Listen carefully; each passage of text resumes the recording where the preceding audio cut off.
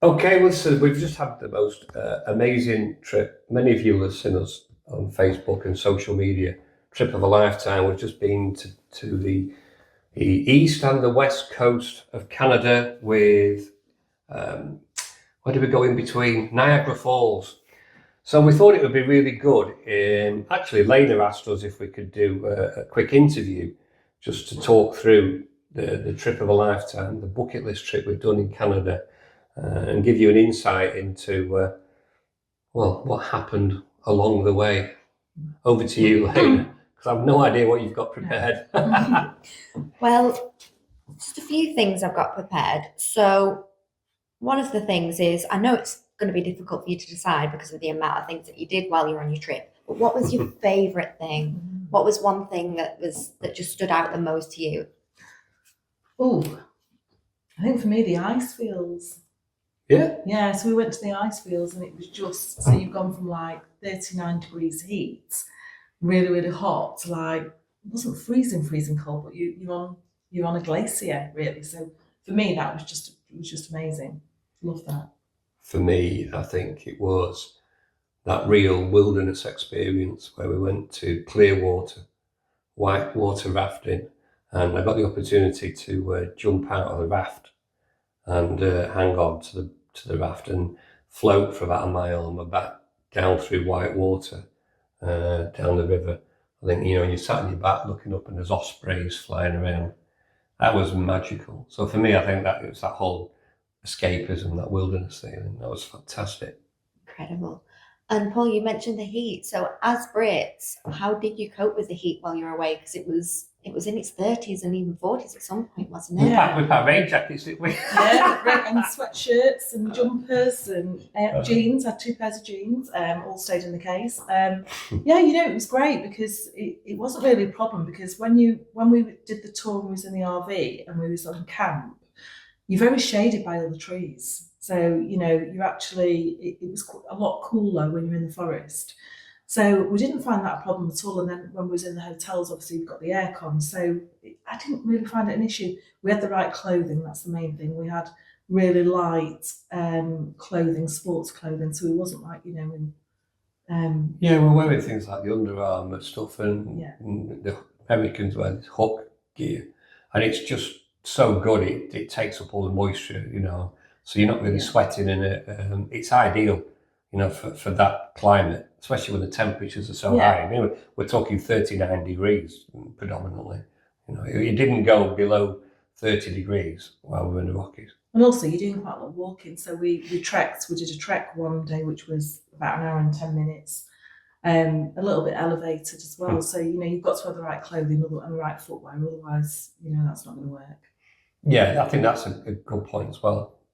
When you're out and about, you need appropriate footwear because you're walking on rocks or gravel, stones, that sort of thing. So, your feet will take a pounding if you're walking on flip flops or flat shoes. It's not ideal. Like I did one day. Yeah, you did. Well, was that Lake Louise? Yeah. We'll come back to that. Yeah, not a good choice. So you just be prepared for everything, pack for all weathers, would you say? Yeah, but don't pack a lot. Seriously, if you took one hoodie or a sweatshirt and you took 5 Under Armour t-shirts or something like that, you've got a washing facility. You don't need, a couple of pairs of trainers and some flip-flops or whatever. That's it. Literally, that is it. I think if you're mixing it, to be fair though, if you are mixing it with hotel stays like we did, we sort of had 2 different outfits really because people in the hotel, it was just like they were in summer dresses and a little bit smarter. Yeah. And some of the hotels that we stayed in, I think you felt very uncomfortable in the gear that we had in the forest. So you have got to think about if you're going to mix it with hotels, what kind of hotels you're staying in as well. But polo shirts, jeans, in fact we didn't wear that, we wore shorts. Polo shirts and shorts, everybody's wearing those in the hotels. So it's just, I think it's the collar thing, put very a collar casual, on. isn't it? It's very casual out there. That brings me on to actually, how did you find the culture of Canada and the attitude of the Canadian citizens? We loved them. No issue. Just really lovely, very nice. Wanted to know everything about the UK and asking us loads of questions like they do. But yeah, absolutely no issues. They were really, really nice people. Couldn't do enough for you really. It's funny, really, because you didn't see many of them. Because, the country is so vast. Very cosmopolitan, isn't it? The population is just so sparse and it's just stuck in, little areas. The busiest place we went to was probably Banff, understandably. It's a big resort, big ski resort in the winter. But, there's a lot of people, Americans and Canadians, a lot of Brits out there who go over for seasonal work. So they'll work in the summer. Some of them will stay and do the ski season. But the Canadian people were some of the nicest people I think we've ever met. They were so polite, couldn't do enough for you. And actually that rubbed off on the people who were working there, like the bar staff and things like that in the hotels or the bars. They were so accommodating and so nice. It was very pleasant. We didn't once feel threatened or that we were an inconvenience. Lovely people. What surprised you the most about the trip? So there's things probably that you expected, but what surprised you the most? Oh, There's a few things. I'll kick off maybe. I think the vastness of the country. So you sat in the RV or your car, and you're driving through the Rockies.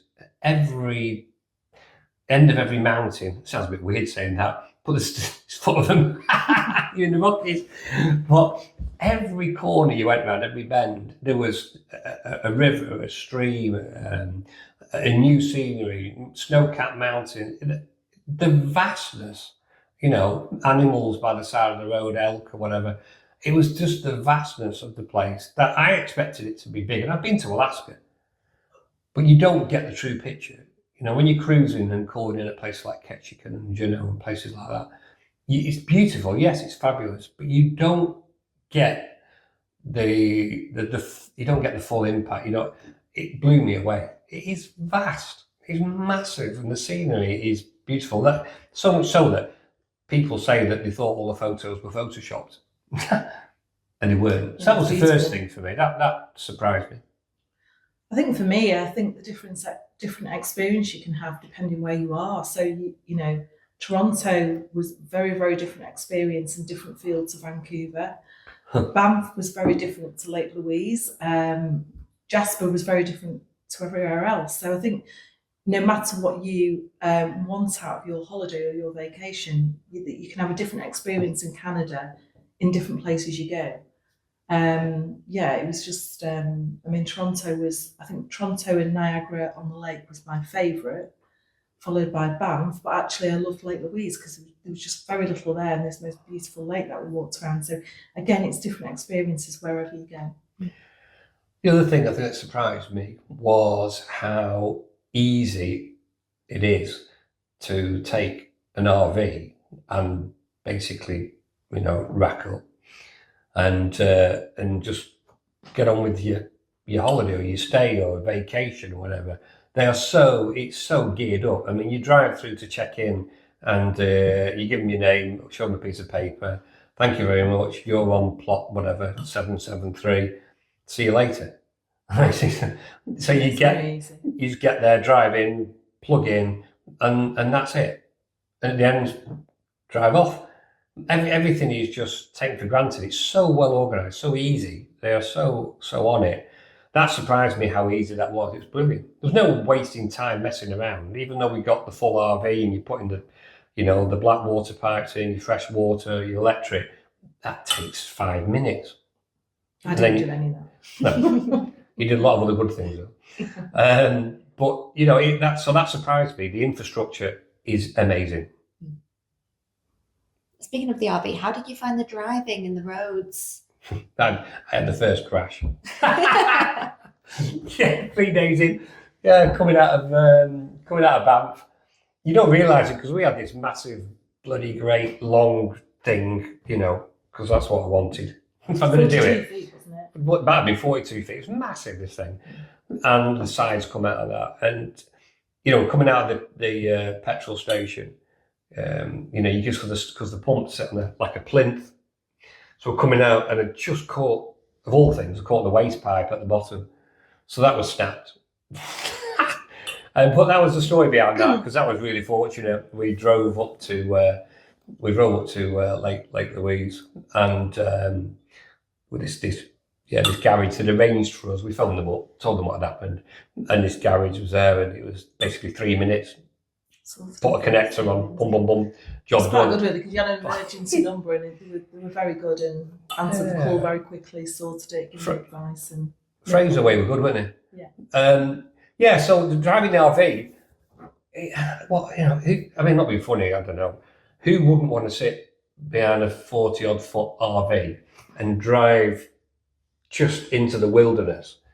There's something special about that. It was just brilliant, and I've always wanted to do it, and it was just everything I thought it would be and more. And it wasn't that difficult, because there's plenty of them around. Once you've got your head around it, I drive a truck anyway, but it is a slightly different driving a 40-odd foot vehicle. But it had everything, no problems. It was absolutely fantastic. Smashed glasses though. Oh yeah, we went down a few roads that were iffy, and then opening the cupboards, all the glasses fell out, smashed. So I ended up buying more glasses. But we had some fun with it, didn't we? Yeah, it's good. We did have some fun. All the sides come out and brilliant. You've got plenty of space inside. It was fab. All part of the adventure. Oh, of course it is. You got to do it. And I think, actually, if we did it again, I probably wouldn't do the hotels. I'd probably just do the whole thing in an RV and just do the campsites, rather than having a little break where you have 1 or 2 nights in a hotel. Yeah, I think I'd do the hotels at the start and the hotels at the end, and not break it up. No, because we loved that, didn't we? It was so exciting, packing up, saying, right, where are we going to next? What's the campsite going to be like? And some of them are loads of trees around them, some of them were a little bit more open. Yeah, it was some was on the lake as well, so you could go and swim in the lake in the morning and things. That was pretty special, wasn't it? It's fab. Every day was an adventure in an RV. Right, so this is a little bit of a controversial question. Oh, yeah. Obviously, you were away for a month. Yeah, pretty much. 20 days. And you went away with some friends. Yes. How did you find that, especially when you were all in the RV together? Was there any difficulties that you found there? Absolutely. No, honestly, we had no arguments, and it was great. We just all helped each other. It's actually funny, isn't it? Because when you're really close friends, you think you know everything about somebody, but then when you spent 20 days with them, so I think our friend John, he did quite a lot of the cooking, didn't he? He did breakfast, didn't he? Alison, our friend, was tidying up and making sure we didn't buy too much shopping. She was managing our food, wasn't she? And she was managing your addiction to buying food, which is well known within the family and friend circle. She's a feeder. So Alison, the only time we had a controversial moment was, believe it or not, was over, I think, some cooked meat or some bacon and a loaf of bread at a supermarket, and she threw a booty and went off. Paul was coming back with bags of food. So that was a funny moment.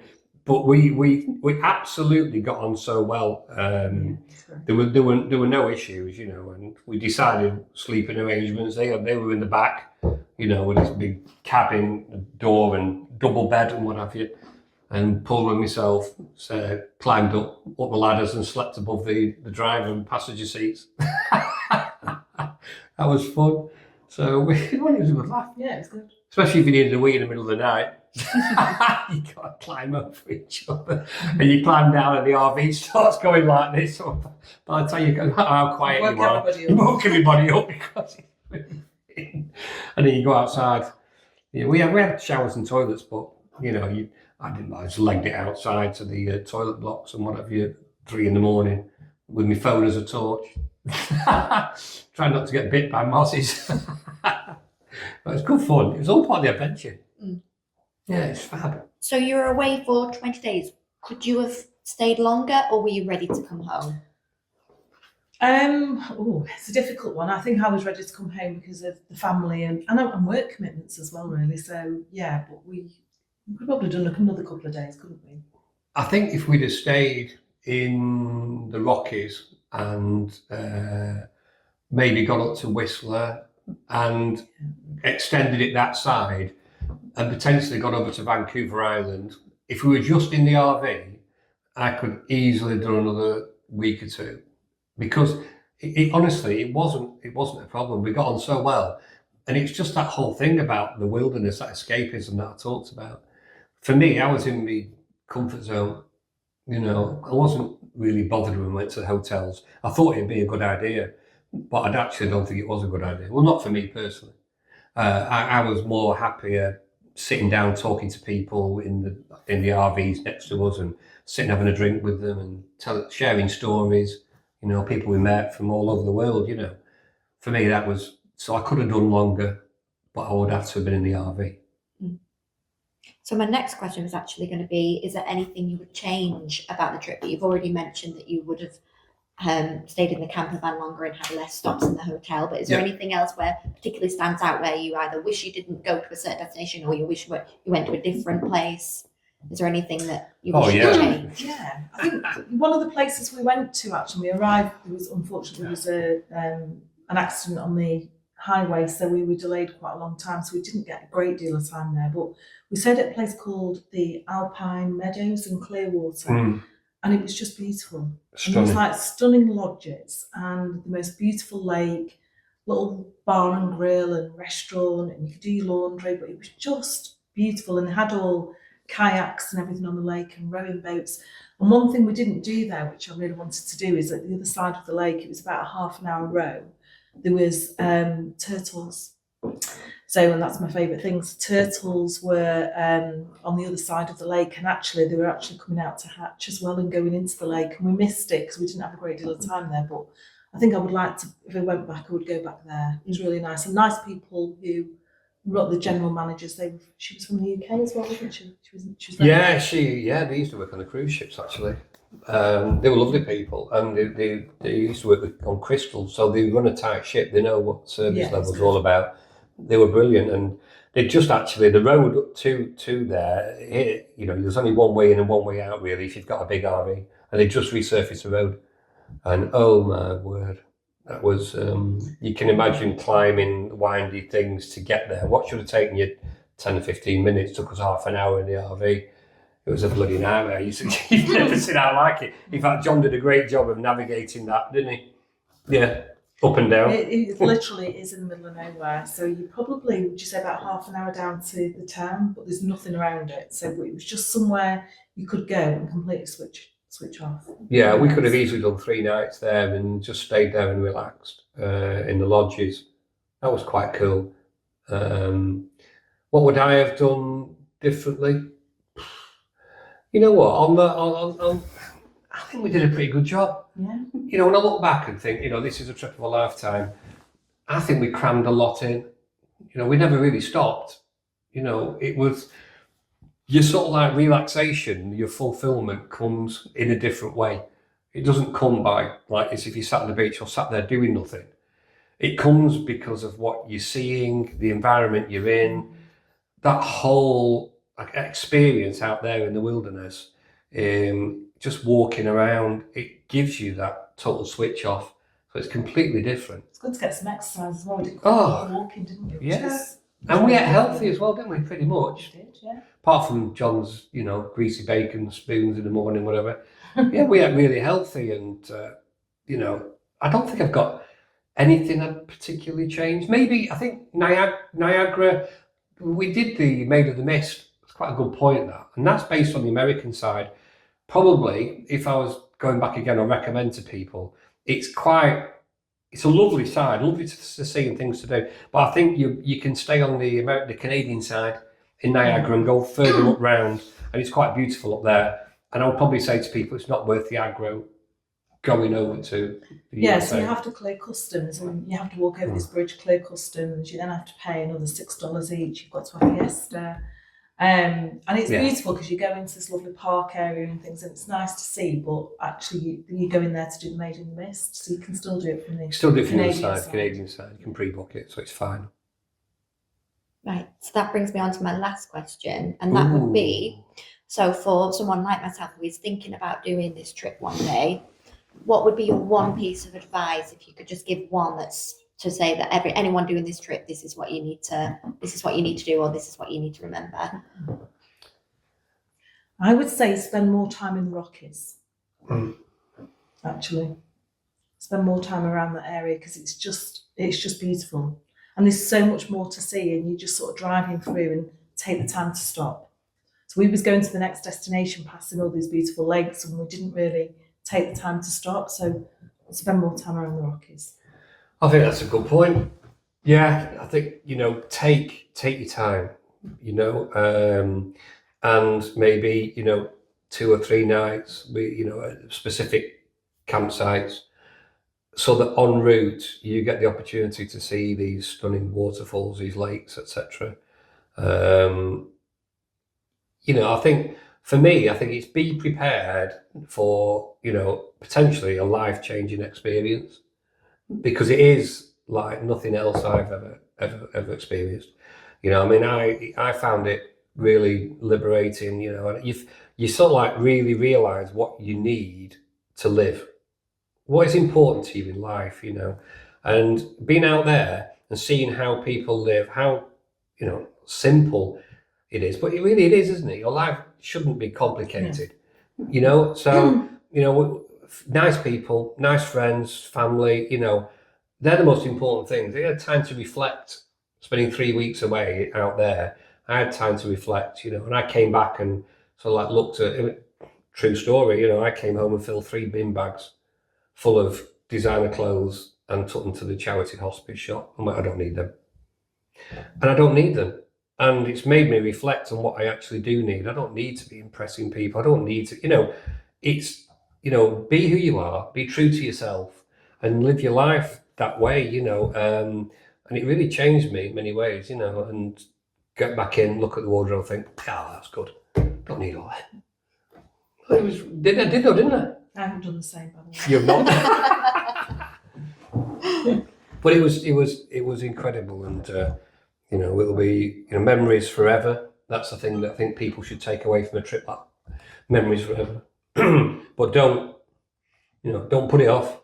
Do it, live for today. Yeah. Mm. Absolutely lovely. Thank you both. Thank you, Thanks for Layna. sharing. You're welcome. Hope people get inspired by it. Yeah. In fact, we want to do it again, don't we? Maybe in New Zealand. Yeah, I think that's an interesting one. We're talking about going to South Island, so down to Christchurch and flying to New Zealand and get an RV. Me and Paula and spend a few weeks down in New Zealand and driving around. That sounds... In a couple of Got the years. bug. Yeah, a couple of years. We've got the bug. Got the bug for it. Do it. There you go. But yeah, you certainly inspired me with Canada, so I'm sure you've inspired lots of others out there to do these sort of bucket list trips. Absolutely. Listen, get in touch with the guys at the Travel Village and our business owners at the Holiday Village. They'll look after you. We had a great trip. Canadian Affair were brilliant with us, and they really looked after us. And when you're doing a trip like that, you want to do it right, don't you? Oh yeah. Oh yeah, because things do go wrong, and the itinerary, and I mean, just looking at the fires that happened in Jasper, you need your tour operator and your travel agent. That's for sure. And you get idiots like me who crash the RVs. So you need to make sure you got a reliable company who can put you in touch and get things fixed, so it doesn't really impact your holiday too much. There you go, quick tip. Don't crash an RV. Make sure you've got the right cover. But with a travel agent. Definitely. Thanks, Layna. Thank you. Thank you.